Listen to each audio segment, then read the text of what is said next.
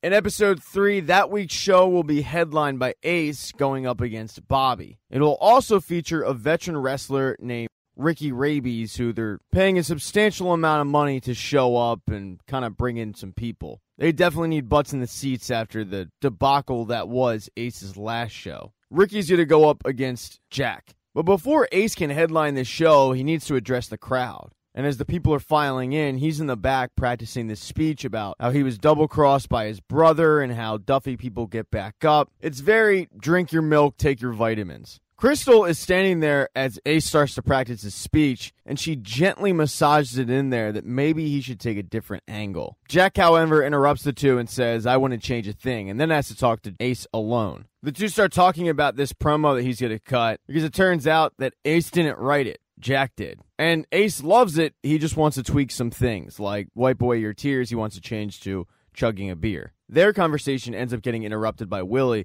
who lets Jack know that one of the sponsors is in his office and needs to talk to him. Before he goes off and deals with that, though, he grabs Ace and says, hey, hold on a minute. I never got to apologize for what went down during that match. Ace, however, doesn't really want to talk about it, but Jack says, you need to hear it from me. I know everybody's dream is to go up north and make it big, but I don't think you realize what it's like to rely on a corporation to make your living. I mean, you could spend years in developmental and then they just let you go because you're a pawn up there. And here at the DWL, with what we're building, which, by the way, is because of you, here you can be a partner and you can be a big star. You don't need them. And Ace doesn't really say much. He just nods. Jack then goes and catches up with Willie, who gets a weird phone call from Wild Bill, but she figures it's just a drunk dial. He gets an update on ticket sales, which are going really good, so he gives himself a little pat on the back for booking Ricky Rabies. Before he goes and talks to this sponsor, though, they start discussing the fact that they're going to pull the curtain back during Ace's promo. Let the audience in on the fact that it was, in fact, a double cross. Willie doesn't think it's a good idea, and Jack says that's an old-school approach because they know that it's scripted. Everybody over the age of 10 knows that it's scripted, so if they know, why don't we just acknowledge it? Ace then heads up to say hello to the sponsor, and down in the locker room, the guys are celebrating with Bobby a little bit on his first main event booking. When directly outside of the locker room, Ace is a little hesitant to go in. He doesn't know how the reception's going to be. Crystal tries to give him a little pep talk, but he brushes it aside, and turns out she was right, because when Ace enters the locker room, everybody welcomes him back, like nothing happened. There's one person, though, that is not excited for either Ace or Bobby, and that's Rooster. He's pissed off that a guy who had to learn an elbow drop a week ago is now main eventing this show. Ace ends up walking up to Rooster and says, what's your problem, man? But Rooster just points out that Ace's boots don't have any scuffs on them, which is a wrestling insult, and then he just walks off. Ace then gets word that Ricky Rabies has shown up, and Jack wants him to meet him, so he heads up to the office, and he meets Ricky Rabies, Ricky's valet, Vicky Rabies, and Ricky's son. But after everybody thanks Ricky for coming, Ace pulls Jack aside, because he didn't actually know that Ricky Rabies was booked for the show. He thought the show was built around Ace's quote-unquote comeback. So he's a little pissed off. He yells at Jack, it doesn't matter what you put on the poster. If you're wrestling Ricky Rabies, that is the main event. Jack reassures him, though, that at his age, Ricky is nothing more than an opening act. He's a name to get people in the door. That's it. They're here for him. They see you shine. They come back for you. Look, just focus on your promo. Make them cheer you. And Crystal, who is listening to all this, says, or boo, even. And Ace turns to her like she's nuts. And that's when Vicky Rabies, who had walked back in the room, says, you know, Crystal, I got to make some fake blood, and it's a little bit of a process. Can you help me out a little bit? So the two women head off to make fake blood for Ricky's entrance when Vicky starts explaining to Crystal the importance of being a valet. Really, it just is about making sure that the wrestler is in the best mood possible. She paints the picture that a valet is really nothing more than a traveling secretary who has to make sure the guy is happy. So Crystal heads down, takes this advice, and starts rubbing baby oil all over Ace's body. But as Ace gets ready to go out to finally address the crowd, Rooster is still pissed off. And unfortunately, he's taking it out on Bobby, who is A, too dumb to realize it, and B, not even at fault. Apocalypse points this out, saying, you know it's not his fault, so why are you being a dick? How about instead of being a dick, you just go and do what I tell you to do? Talk to Jack. Rooster starts making excuses, but Apocalypse hammers home that he needs to go and talk to Jack, and deep down, Rooster knows that he's right. All the boys in the back head to the monitor to watch Ace's speech to the crowd. But as soon as he comes out, he starts getting booed, and the boos do not stop. Even as Ace does this whole You pick yourself back up, you chug a beer speech, he continues to get booed. And then out of nowhere, the crowd starts throwing packets of tissues at him, yelling that he's a baby. In the back, Willie has no idea how all these people got tissues. Turns out, Jack had one of the workers hand them out to people as they were coming into the building. But Ace can't really take it.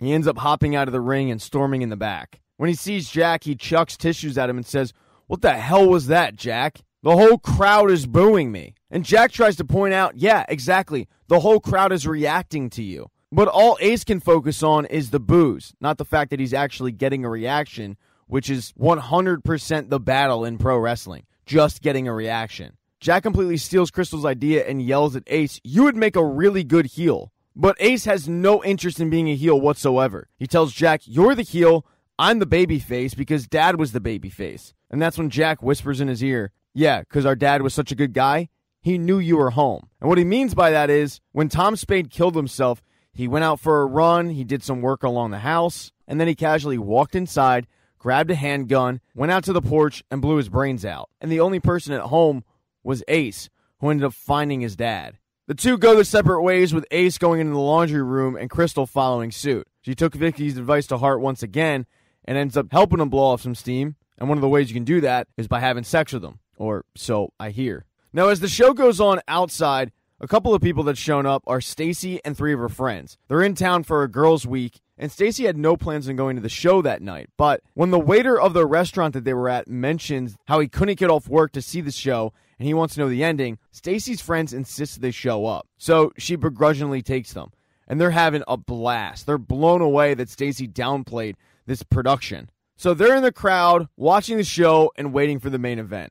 Jack, however, is also getting prepared for the main event, and as he's walking by the locker room, Rooster asks for a minute, and Jack knows exactly what he wants to talk to him about. So he says, "The reason why you're not in the main event is because I needed Bobby. I needed somebody like Bobby. I needed a guy who didn't have much experience and was willing to be whatever for me. And tonight, I need somebody to put Ace over. Look, Rooster, you're the best guy we got in that locker room." And Rooster cuts him off and says, "Well, then why don't I have a chance at the belt?" And Jack tells him it's because it doesn't make sense for the script right now. But when it does, he'll get his title shot. Jack then has to go get dressed and get ready for the main event. I'm sorry, the co-main event, we'll call it. He comes out, and Stacy's friends are blown away that is Stacy's husband. I mean, they know Jack, they just didn't know this side of him. Jack starts doing the heel gimmick, saying if anybody's in the back that wants to challenge for the belt, come out. And that's when Ricky Raby's music hits. Him, Vicky, his son, and even a raccoon drone end up coming out to the ring. The raccoon drone ends up spitting blood right into Jack's face. The crowd goes wild, and the match starts.